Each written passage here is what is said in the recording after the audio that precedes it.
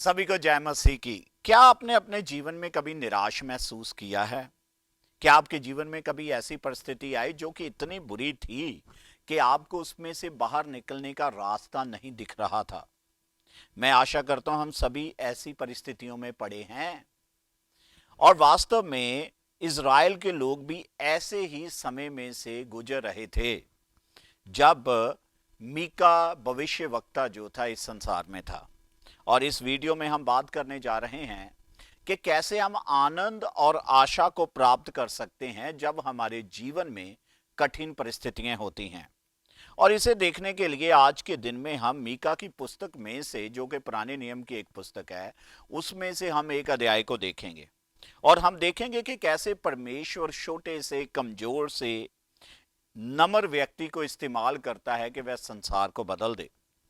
और उसके 4 अध्याय में से जब हम आरंभ करते हैं तो मीका जो है वह हमारे लिए एक तस्वीर बनाता है शांति और आशा की, कि उन लोगों को यह सब कुछ कैसे मिल सकता है जो प्रभु यीशु मसीह के ऊपर भरोसा करते हैं। और आज के हमारे इस अध्याय में हम देखने जा रहे हैं कि कैसे परमेश्वर जो निराश हैं उनके जीवन में आशा ला सकता है। और आइए हम देखते हैं कि कैसे क्या हो रहा था जब मीका भविष्य वक्ता ने यह भविष्यवाणियां की थी। और हमारे अध्ययन को आरंभ करने के लिए हमें सबसे पहले मीका की जो पुस्तक है उसके संदर्भ को समझना होगा।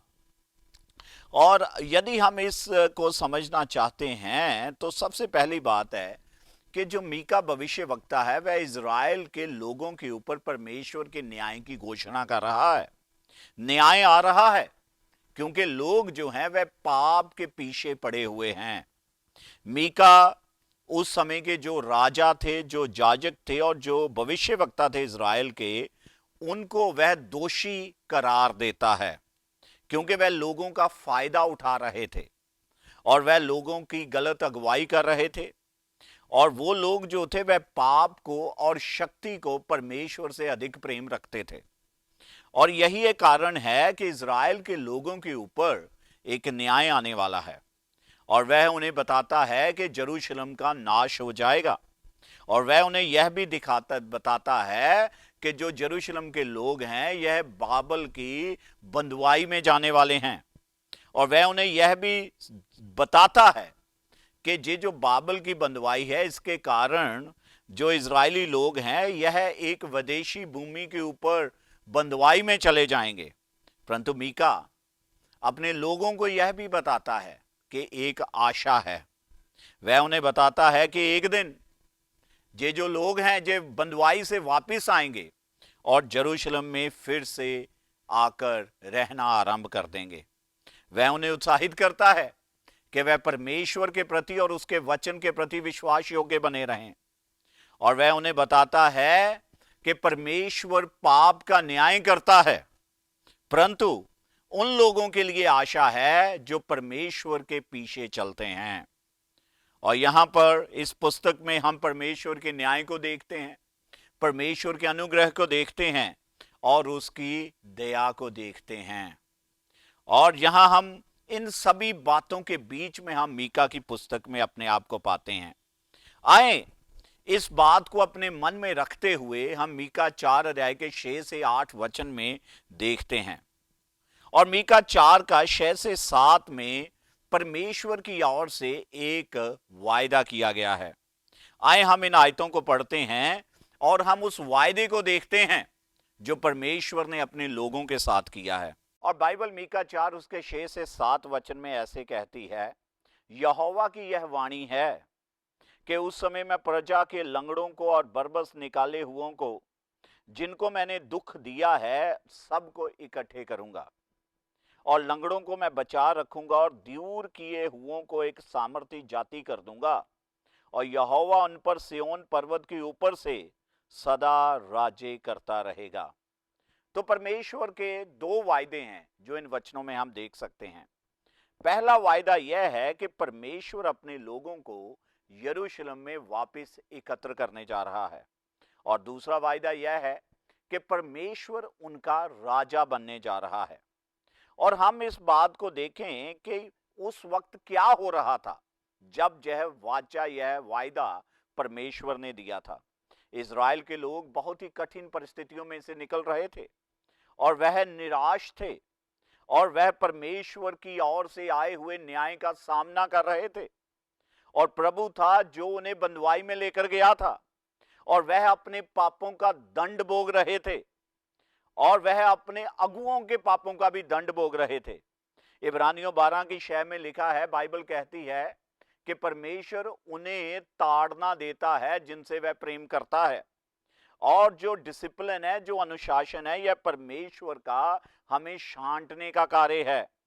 और इसके परिणाम स्वरूप यूहन्ना उसके 15 अध्याय के 8 वचन के अनुसार हम परमेश्वर के भय में बढ़ते हैं, हम और अधिक फल पैदा करते हैं और हम परमेश्वर को महिमा देते हैं।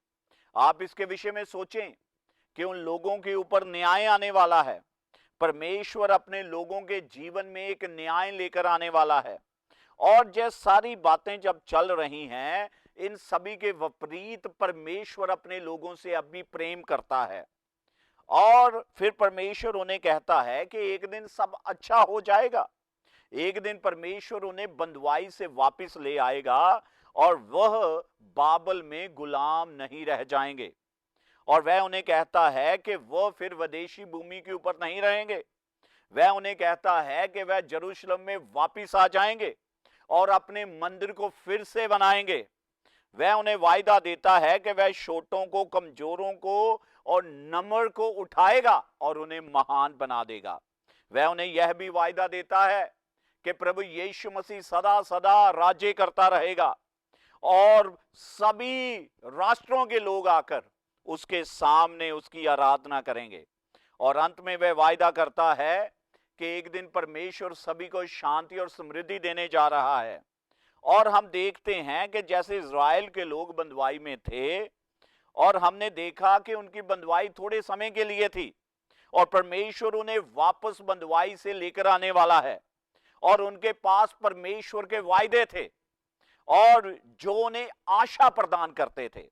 और ये जो वायदे हैं, इन्हीं के कारण हम 5 अध्याय में बहुत कुछ देखते हैं। मीका 5 में हम बाइबल की एक बहुत ही महान भविष्यवाणी को देखते हैं।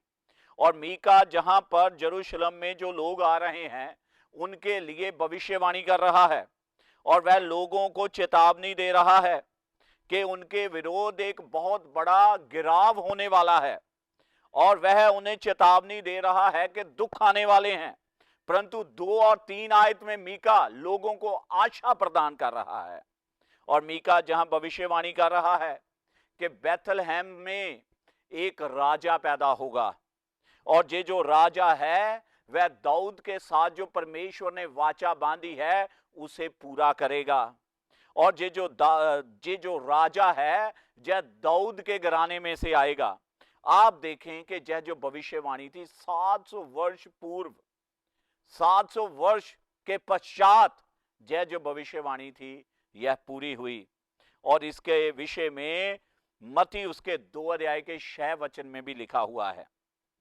और यह जो अद्भुत भविष्यवाणी है, इसमें मीका हमें बताता है कि यीशु मसीह अपने लोगों के लिए 2 काम करेगा। सबसे पहला काम है कि वह उनका राजा होगा, वह उनके ऊपर राज्य करेगा। और दूसरी बात, वह अपने लोगों की देखभाल करेगा, वह अपने लोगों की सभी आवश्यकताओं की पूर्ति करेगा।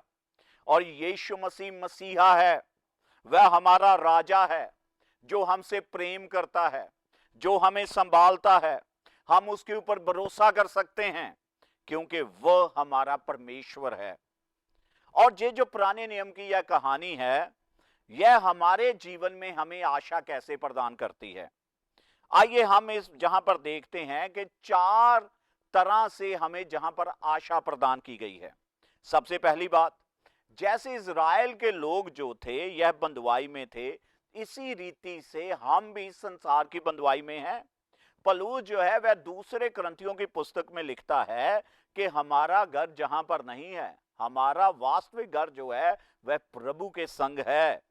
और वह हमें यह भी बताता है यूहन्ना 14 अध्याय में कि स्वर्ग में परमेश्वर के साथ हमारा घर है। और हमें याद रखना चाहिए कि हम इस संसार में विदेशी हैं, हमें याद रखना चाहिए कि यह पृथ्वी हमारा घर नहीं है। प्रभु का धन्यवाद हो। और दूसरी बात, जैसे इज़राइल के लोग दुखों का सामना कर रहे थे, मेरे प्रिय भाई, मेरी प्रिय बहन, हम भी ऐसे ही दुखों का सामना कर रहे हैं। हम इस संसार में परदेशियों की नहीं रहते हैं, और हम जहां पर सताव, दुखों को, कठिनाइयों का सामना करते रहते हैं, यह मसीही जीवन का हिस्सा है। और रोमियो 8:18 में लिखा है कि हमारी जो दुख हैं यह टेम्परेरी हैं, यह सदा नहीं रहेंगे, यह खत्म हो जाएंगे। और हम उस दिन की बाट जो रहे हैं जब हमारा प्रभु वापिस आएगा और हमें महिमा में जो शरीर है वह प्रदान करेगा, और हम मसीह के साथ सदा के लिए रहेंगे। और जब हम स्वर्ग जाएंगे, वहां पर हमारे दुख, हमारी परीक्षाएं, हमारे सताव, यह सब खत्म हो जाएगा।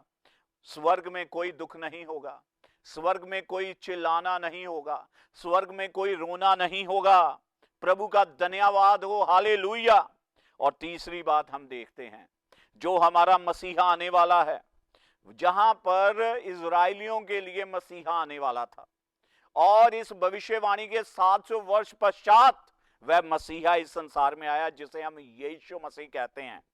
और आज हमारे लिए भी जब भविष्यवाणी काम कर रही है, क्यों काम कर रही है? क्योंकि प्रभु यीशु मसीह वापिस आ रहा है, उसका दूसरा आगमन होने वाला है। और हम यूहन्ना 14 के 1 से 3 में देखते हैं कि प्रभु यीशु वापिस आ रहे हैं, और इससे हमें आशा मिलती है, इससे हमें तसल्ली मिलती है। और परमेश्वर पहला थिस्सलुनीकियों उसके 4 अध्याय उसके 16 और 17 वचन में, मेरे प्रिय जनों, बाइबल यह कहती है, और मैं आपके सामने यह वचन भी पढ़ के सुनाना चाहता हूं, क्योंकि यह बहुत ही महत्वपूर्ण वचन है कि परमेश्वर जो है वह क्या करने वाला है।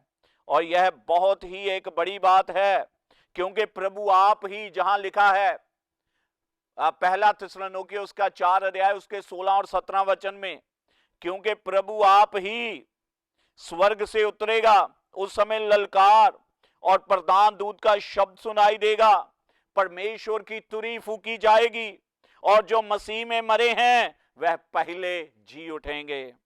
और तब हम जो जीवित और बचे रहेंगे उनके साथ बादलों में उठाए जाएंगे कि हवा में प्रभु से मिलें, और इस रीति से हम सदा प्रभु के संग रहेंगे।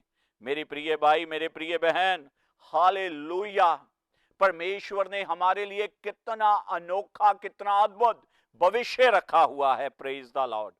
आज हमारे पास आशा है, और ये जो वायदे हैं, यह इस दुख भरे संसार में हमें आशा देते हैं, हमें तसल्ली देते हैं।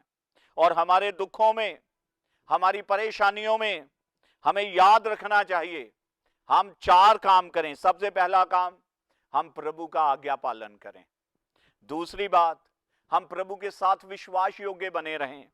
तीसरी बात, हम उसके दूसरे आगमन की बाट जोते रहें।